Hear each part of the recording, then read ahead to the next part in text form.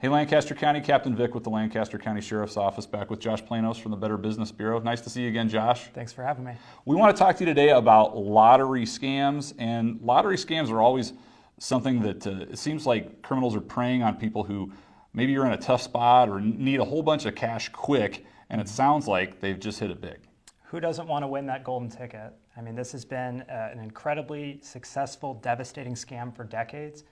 We've seen it with things like Publishers Clearinghouse and things like the Powerball. And it can be very enticing to feel like you're holding that lucrative opportunity, that once-in-a-lifetime payday. Sadly, very few are actually holding that ticket, right? And it's incredibly challenging to get folks to think through the process of you actually need to enroll and take part in the prize or the giveaway before you can actually win it. But sadly, this is still a prevalent, successful scam today.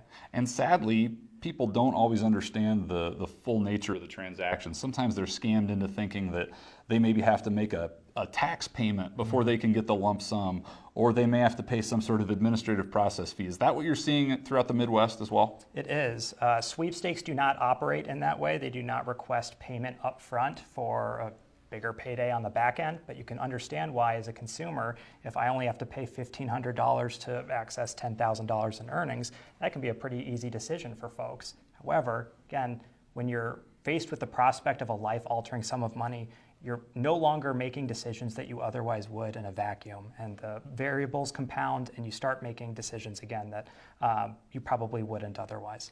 Just understand, these criminals are trying to capitalize on your fear and impulse to try and take advantage of you and take money from your pocket and put it in theirs. So make sure if you're contacted about some sort of lottery winnings or prize, do a little bit of homework, work maybe with the Better Business Bureau and see if other people have had a similar experience with the organization that's contacting you, and where can people find information about that? bbb.org/scam tracker is a fantastic way to get a little bit of sense of what's been reported within your community, whether or not that unsolicited communication that you receive has been received by someone elsewhere, whether or not they've fallen for that scam, how to protect yourself. But the first thing that we need to do is to get a sense of what it is that you're experiencing it. So please report that experience.